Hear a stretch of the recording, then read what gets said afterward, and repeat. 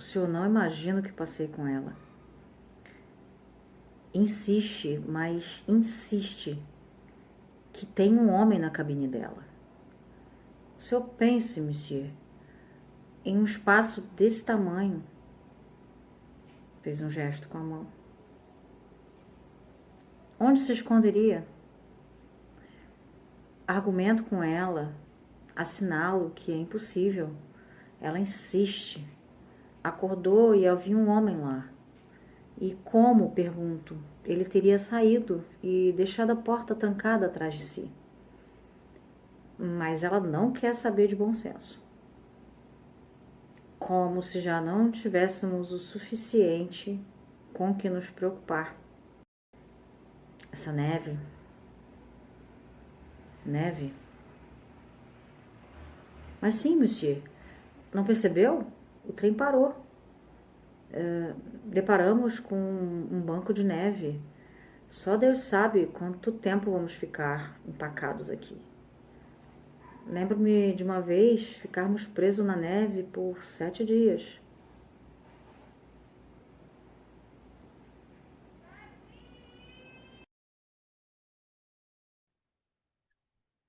Hoje vamos falar sobre Assassinato no Expresso do Oriente, da Agatha Christie. Sobre o livro, esse livro foi o primeiro livro da Agatha Christie que eu li. Fazia parte de uma coleção da editora Círculo do Livro. Era bem uma editora, era uma editora, né? E eles lançavam, né, um monte de livro, tinha um catálogo imenso e assim, era quase que uma assinatura que você fazia, né? Minha mãe era sócia deles, praticamente. A gente tinha muita coisa da Círculo do Livro, né? Praticamente tudo que a gente tinha de livro naquela época era deles. Bom, a história vocês já devem conhecer, né? Se não conhecem, eu vou só dar uma pincelada, uma ideia rapidinho, sem dar spoiler, que obviamente, né, por ser um livro de mistério, se você não leu, só querer descobrir, descobrir, né, quem foi o assassino lendo, né, ou vendo o filme. E é mais uma história do Hercule Poirot. Ele está indo, acho que ele está saindo de férias, eu não lembro direito. Tá, aí ele resolveu pegar, né, esse trem que vai para Istambul, na Turquia. Ele recebe, né, uma mensagem pedindo que ele retorne a Londres. E aí nessa né, ele retornar a Londres, ele embarca, né, no comboio que está voltando. O Expresso do Oriente tem uma linha, né, principal que faz esse percurso Paris, Istambul e para em várias cidades da Europa. Mas ele também tem alguns braços, né? Ou tinha, né? Porque acho que não está mais em circulação. Aí ele pega, né, uma dessas conexões, talvez, né, para voltar para Londres. Só que tem um problema, dá um problema nos trens, e ele fica preso em algum lugar no meio da neve lá, enfim. E aí acontece, né, o assassinato enquanto o trem está lá parado, enquanto eles estão lá esperando. E aí ele aproveita, né? Obviamente descobrem que ele está lá e ele, apesar de estar de férias, ele é obrigado enfim, obrigado não, é uma coisa que, né, fazia parte da vida dele mesmo, né? E a maior parte da história, na verdade, é exatamente ali parado, né? Eles não estão viajando, você não vê muita coisa, né, do caminho, né? Não tem muita descrição do ambiente. É bem uma história bem parada mesmo, é localizada. O que tem são as cenas em ambientes diferentes do trem, do lado de fora, enfim. Então, basicamente, é quase claustrofóbico até, né? Se você for parar para pensar. Ah, é a localização. Eu lembro que era entre duas cidades que ele parou, né? Só que eles estavam com dificuldade até para se comunicar com a cidade. Eles estavam bem no meio do caminho mesmo. Eu, se não me engano, é na Croácia, né? Onde é a Croácia agora? Era a Iugoslávia na época. Mas aí se dividiu em tantos paisezinhos ali, que eu não sei exatamente, mas eu acho que é Croácia ali. Se a gente levar em consideração essa rota que ele supostamente está fazendo na história, né? Provavelmente alguma dessas cidadezinhas ali da Croácia. O livro basicamente é isso, né? Uma história é um mistério que ele tem que resolver e obviamente que ele resolve, né? Apesar de repente não ser muito o que a gente está esperando, e depois eu vou até falar sobre isso mais lá na frente, mas é isso. Resuminho da ópera.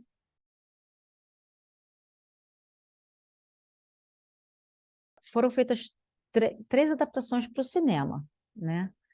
Na verdade, a segunda adaptação foi para a TV, mas era um filme, então, né? Vamos considerar que seja cinema. Eu só vi o último filme de 2017, mas eu lembro vagamente de terem havido reprises do primeiro filme, que foi de 1974. Provavelmente passou na televisão em alguma reprise, só que não era para o meu biquinho, né, de 5 aninhos de idade. Aí eu não vi, de fato eu não vi. Esse filme tinha o Sean Connery, aquele cara que fez o Psicose, como é o nome dele? Enfim, eu não vi esse filme, não posso dizer nada dele, mas o que eu vi, que foi o de 2017, eu posso dizer realmente que foi muito bem feito, apesar, obviamente, a história ter ficado meio parada, né? O diretor Kenneth Branagh, ele levou bem ao pé da letra nesse sentido, né? O filme meio que para, né? Fica bem paradinho, mas assim, tem os seus sobressaltos, né? Como um bom filme de mistério. Mas é aquilo. Não tem muito o que ele inventar, não teria muito o que ele inventar, né? Também acho que não ficaria legal, seria um desrespeito à Agatha Christie, que já não gostava mesmo que as histórias dela fossem adaptadas, né, para cinema. Ou para, acho que ela não gostava que fossem adaptadas, ponto. Então, assim, você ainda, né, desrespeitar, né, a, a autora, né, bagunçando com a história também não é uma boa ideia, né? Então, ele fez o filme bem corretinho, ele fez o papel principal, inclusive. Ficou um filme bem legal, bem ambientado, bem construído, as cenas são legais, porque tem muito ângulo fechado. Eu não entendo muito bem, né? Eu estou falando aqui metida que sou, né? Mas esses, né, os ângulos fechados que dão essa ideia, né, de que eles estão ali presos e estão tá todo mundo muito tenso, principalmente que estão todos sob suspeita, né? Imagina, o crime aconteceu dentro de um trem, todo mundo é suspeito, né? Então o filme até que pega bem legal, né? A ideia você não desconfia, igualzinho no livro, não tem nada, e todas as cenas, né, aparecem pessoas agindo de forma suspeita, mas ao mesmo tempo nem sei lá, não sei se é suspeito mesmo ou se é a gente que está querendo ver, né, cabelo e ovo, aquela coisa toda. Então, é muito bom nesse sentido, né, o filme. Quem já leu o livro vai achar meio bobinho, né, ver o filme, mas né, vai fazer, o que que a gente vai fazer? É aquilo que eu falei, ele não vai inventar moda, que seria um desrespeito com a Agatha Christie. Então, ele vai mudar o final? Vai fazer igual esse pessoal de novela, que quando reprisa essas novelas, né, de mistério, muda tudo? Dá um final alternativo? Não vai mudar, né? Até porque a história funciona exatamente dessa forma, né? Porque essa história tem uma lição de moral. Então, não tem muito o que fazer, né? Você vai assistir não para saber o final, você vai assistir para curtir. Se você quiser depois meter o pau no diretor, né? Você ter um embasamento para fazer isso, mas basicamente não tem mistério no filme de mistério se você já leu o livro. Pelo menos não nesse, né? Pode ser que em algum outro eles alterem algumas coisas, mas ou mudem a forma de contar, ou atualizem, né? Esse não, esse foi ambientado na época direitinho, né? Tudo de época, os recursos que eles tinham, então a falta de comunicação, isso fica bastante claro, né? A gente vê bem que assim existe toda uma dificuldade, né? Para eles saírem dali, né? E assim, de certa forma isso é conveniente, mas ao mesmo tempo atrapalha. É bem legal em relação a isso. Então, assim, é interessante você ver esses detalhes, mesmo que você já tenha lido o livro, mesmo que você já saiba o final. Até porque o final é contado, é igual, mas ele é contado de um jeitinho mais, enfim, visual, né? Artes visuais. Ele tem um jeitinho de mostrar aquele final acontecendo que fica bastante interessante, pelo menos no meu ponto de vista. Eu gostei bastante. O Kenneth Branagh, que dirige e faz o papel do Hercule Poirot, ele gosta muito de adaptar livros, né? Ele já dirigiu outros, né? Ele é um diretor já bastante experiente até. E ele gosta muito de adaptar livros, principalmente os clássicos, né? Ele já dirigiu, já fez alguns de Shakespeare, enfim, alguns outros clássicos. E ele também ele fez o primeiro Thor. Eu nem tinha me tocado disso, né? Ele que fez o primeiro filme do Thor, dessa, né, da Marvel.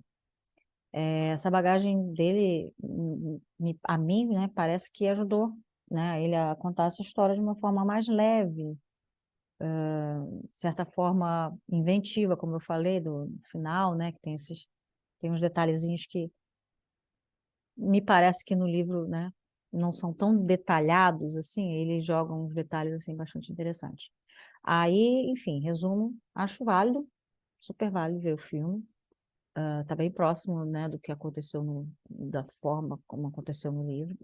Então, mas com certeza o livro, né, se você não viu nenhum dos dois, seria interessante começar pelo livro, que ele vai te dar mais sobressaltos, definitivamente.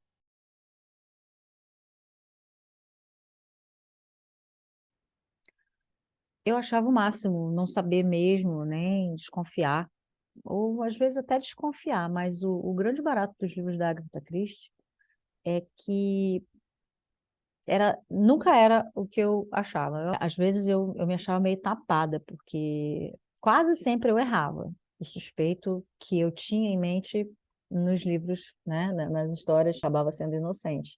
Mas eu gostava de me deixar levar, entendeu? Eu achava divertido não realmente não chegar a não chegar a uma dedução correta, né? A mesma dedução do Hercule Poirot. Eu não, às vezes eu nem tentava, ficava nem quebrando a cabeça mesmo, não. Eu deixava me levar mesmo, né? Porque, na verdade, depois do terceiro ou quarto livro, você meio que entende que as deduções dele não eram muito lógicas assim, não, né? Quer dizer, tinham sua lógica, mas assim, podia ser qualquer outra pessoa, né? Usando a lógica, usando as lógicas, deduções lógicas, né? Sempre tinha aquela coisa dúbia, né? Então, era bem intuição mesmo. No final, que ele dava aquele estalo e, enfim, a coisa saía, né?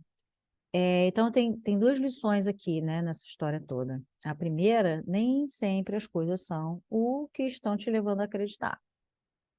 Essa foi a primeira lição que eu tirei. E a segunda, não estrague as surpresas, não se acostume com as coisas, mantenha a capacidade de se surpreender com as descobertas. Eu sempre tive isso, né? E eu levo essas duas coisas para a vida mesmo, especialmente a segunda. Estou sempre mantendo essa capacidade. Eu evito me anestesiar com as coisas, sejam boas ou ruins, né? Acho que é preciso que a gente mantenha essa consciência do que está acontecendo, né? E reaja de acordo, né? E a primeira, não aprendi muito bem, mas é uma coisa que eu acabo vendo depois, né? Poxa, realmente aquilo não era o que eu estava esperando que fosse. Inclusive, até depois de velha, até ontem, né? Eu ainda caio, às vezes, numa esparrela, né? Ainda caio numa besteira, por não lembrar dessa lição que eu tirei dos livros da Agatha Christie, né?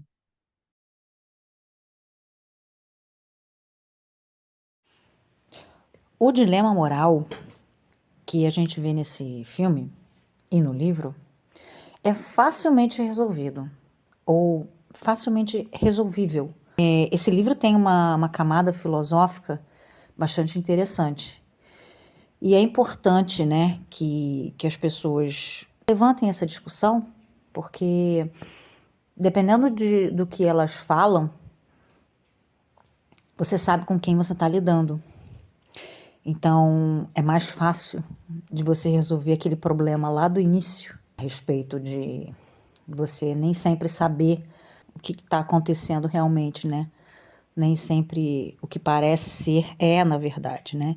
E quando a gente ouve uma pessoa reagir a essa história, né, a gente consegue ter uma ideia mais clara. É quase como um detector de moralidade, digamos assim. Não para bem ou para mal, mas para o que está mais alinhado com o que você pensa, né? Ou mais afastado do que você pensa. Talvez um detector de afinidades. Acho que é mais por aí. De qualquer forma, aceitar ou não, né, o final desse livro, né, aceitar ou não o que acontece, né, e a decisão do próprio Hercule Poirot ajuda bastante, né, você fazer um julgamento de afinidade, de qualquer forma. Então, vale, né? Eu acho válido até para isso. Tanto você ler o livro quanto você ver o filme.